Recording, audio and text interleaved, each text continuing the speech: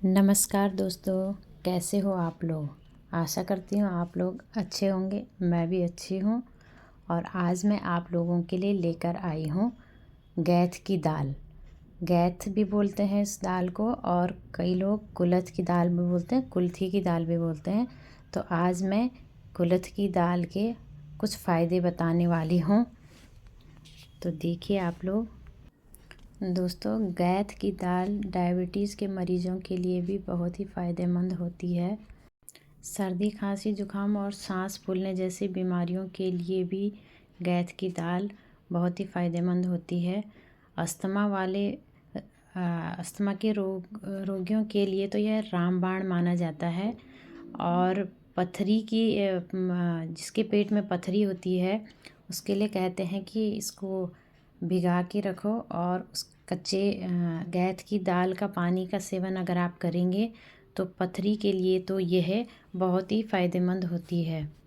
दोस्तों, अगर आपके शरीर में कमज़ोरी महसूस हो रही है तो उसके लिए भी गैथ की दाल का सेवन कर सकते हैं। और हाँ, चेहरे की चमक बढ़ाने में भी गैथ की दाल का बहुत बड़ा रोल होता है। दोस्तों, इस दाल को लोग अलग अलग नामों से जानते हैं। हम लोग गैथ की दाल बोलते हैं, कई लोग कुलथ की दाल भी बोलते हैं, कई कुलेथ की दाल भी बोलते हैं, और इंग्लिश में इसे हॉर्स ग्राम के नाम से जाना जाता है। दोस्तों, इस दाल में फाइबर की मात्रा भरपूर होती है, इसलिए यह आसानी से पच जाता है। इस दाल के जितने फ़ायदे बताए जाएं कम ही कम है। फैटी लीवर वालों के लिए भी बहुत ही फ़ायदेमंद होता है। जोड़ों में दर्द है तो उसके लिए भी गैथ की दाल बहुत फ़ायदा करती है। दोस्तों, अब मैं आप लोगों को बताती हूँ कि इसका सेवन कैसे करना चाहिए। इसका सेवन अगर आप सर्दियों में करेंगे तो ज़्यादा फ़ायदा करती है, क्योंकि ये गर्म होती है दाल। और इसको आप रात को भिगा के सुबह इसको उबाल के जो पानी निकलता है उसका सेवन कर सकते हैं। दूसरा, इसकी दाल के आप रोटी बना सकते हैं। इसको आप पीस कर कच्चे गैथ की भरी हुई रोटी भी बना सकते हैं। अगर आपने कच्चे गैथ की भर के और उसकी रोटी बनाई तो उसके लिए आपको गैथ की दाल को रात भर भिगो के रखना है।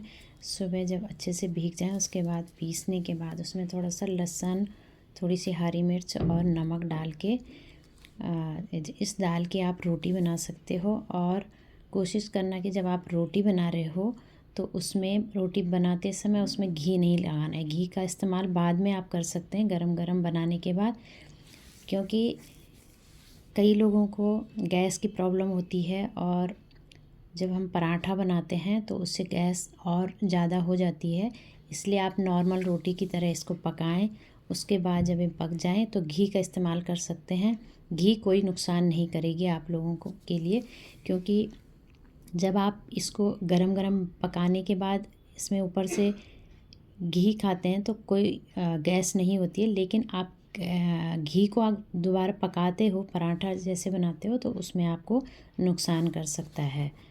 ये तो हो गई कच्चे गैथ की रोटी। और इसको उबाल कर भी बना सकते हैं, जैसे रात भर भिगो के रख दिया, सुबह उबाल लिया, फिर उसके बाद नॉर्मल जैसे आप बाकी दाल की रोटी बनाते हो भर के, वैसे आप इसकी रोटी बना सकते हो। बहुत ही टेस्टी होगी, बहुत ही हेल्दी होगी। हम लोग तो बहुत इस्तेमाल करते हैं गैथ की दाल का अलग अलग रूप में। कभी हम इसको रोटी बनाकर खाते हैं, कभी हम इसको हम लोग गैथ की दाल का फाणू बहुत ज़्यादा इस्तेमाल करते हैं। फाणू उसको बोलते हैं, जैसे रात को भिगा दिए और सुबह इसको। तो दोस्तों, मैंने तो ये दाल रात को भिगा के रख दी थी, सुबह उबाली और उसके बाद अच्छे से पीसने के बाद इसमें आटा गूंद लिया था। तो ये आटा आपको दो प्रकार का दिखाई दे रहा होगा। एक तो गेहूं का आटा है और दूसरा उसमें थोड़ा सा रागी या हमारे यहाँ पे चून का आटा बोलते हैं, वो दोनों आटा हमने मिक्स कर लिया था। चून का आटा भी आप लोगों को पता होगा कि ये कितना फ़ायदा करती है। हम लोग तो सर्दियों में इसका बहुत इस्तेमाल करते हैं। तो गेहूं के आटे के साथ मैंने चून का आटा भी मिक्स कर लिया था और उसके बाद मैंने ये गैथ की दाल के भरी हुई रोटियां बना ली थी। तो दोस्तों अब मैं आपको दिखाती हूँ कि मैं गैथ की दाल की रोटी कैसे बनाती हूँ।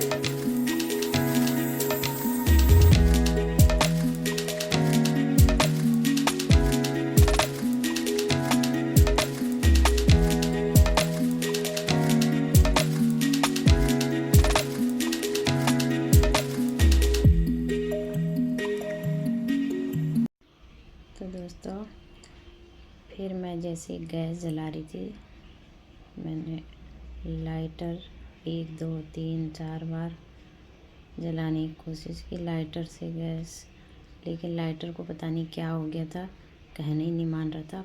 फिर मैंने उसको जब पिटाई करी तब वो मेरा कहना माना। फिर उसके बाद मैंने तवा रख दिया गरम करने के लिए और फिर उसके बाद गैथ की रोटी बनाने की प्रक्रिया शुरू कर दी।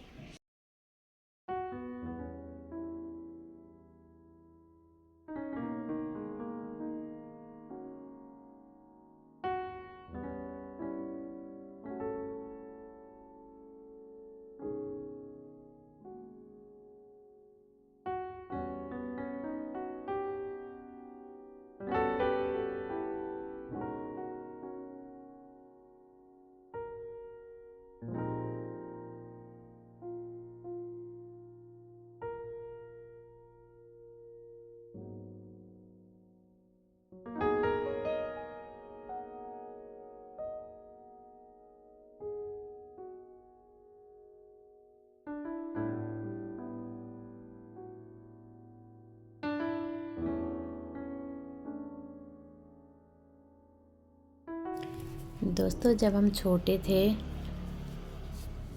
तो मम्मी को कितने आराम से बोलते थे, हमको भूख लगी है जल्दी से हमको रोटी दे दो, और मम्मी झट से हमको रोटी दे देती थी। तो हमको लगता था कि बस जैसे ही भूख लगे मम्मी को बोलो कि रोटी दे दो और रोटी हमको मिल जाती है। लेकिन रोटी कैसे, कितनी मेहनत लगती है इस रोटी को पाने के लिए, अब पता चला। अब हमारे बच्चे जैसे भूलते हैं ना, तब पता चलता है कि हमारी मम्मियों ने हमारे लिए कितनी मेहनत करी है। तो दोस्तों रोटी की कीमत अब पता चल रही है।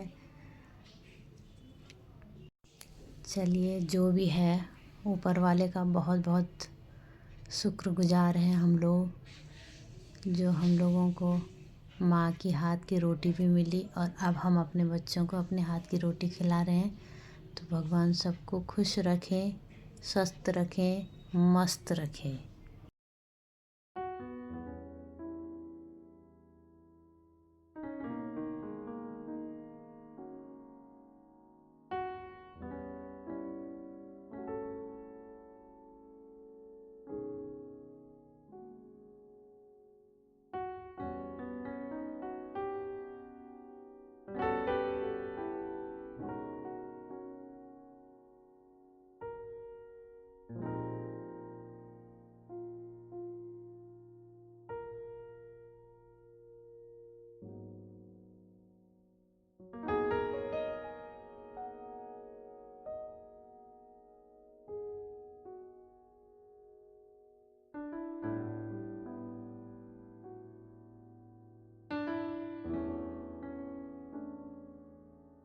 तो दोस्तों ये मैंने गैस से भरी हुई रोटी गर्मा गर्म बना ली थी और बाद में इसके ऊपर से घी डाल लिया था।